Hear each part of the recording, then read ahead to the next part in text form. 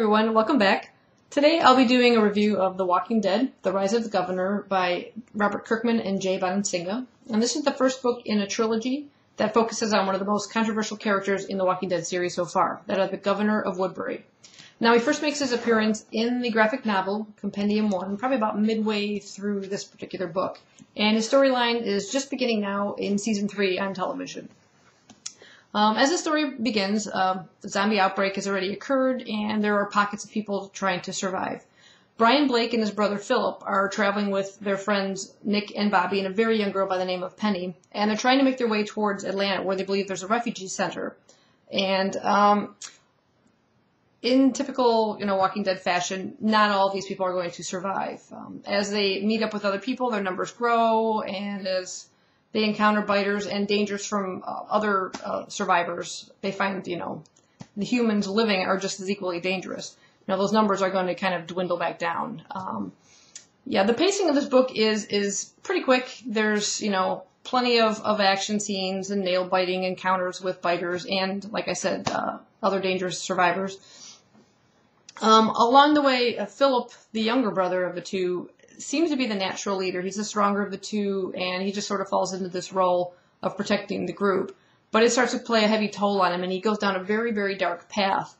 And the others notice this and are kind of fearful of these changes in him. But what I found frustrating is no one seemed to want to step into the role. No one seemed to want to try and control Philip and some of the things he was doing. And I found that kind of frustrating.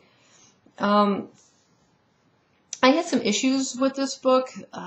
There's scenes if you watch the television show and they're always trying to be quiet because they know if they shoot off their guns, it's going to draw the biters, the Walking Dead, to their area.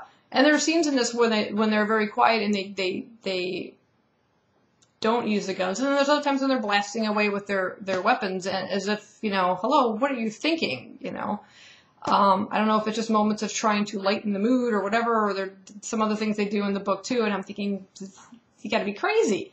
It's going to be drawing these zombies towards them. The major problem I'd say I had with this book was the ending. As a reader, you're kind of led throughout the story to believe a certain thing, and I'm not going to say what that is because I don't want to have any spoilers in this, but right at the very end, the authors just pulled this switcheroo kind of thing, and I felt cheated. It was sort of like this switch just kind of like they threw it in there to provide like a shocking ending and a cliffhanger type thing leading into the next book. And I was like, I saw it coming right near the end, and I'm like, no, don't do this. Don't. And sure enough, so that does kind of lessen my thoughts of this particular book.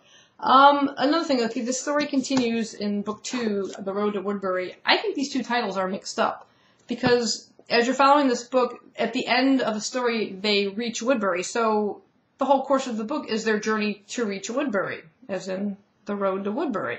At the very end, you kind of discover who's going to be the governor, and presumably the next book would be his rise to that position. Hence, I think the second book should be called The Rise of the Governor. I don't know why the authors kind of did that, so that kind of bugs me. I think it's a bit switched around, but I'm curious to see the next phase of the book. So I will be reading this. This one I won in a Goodreads giveaway, so I will be following up with this one very shortly. But overall, if you're a follower of the series and you love the series and you just want to know a little bit more about the governor, or if you just enjoy a good zombie story, I would recommend it. But I only give it about 3 out of 5 stars. So that's my review, and thanks for watching, and enjoy the series.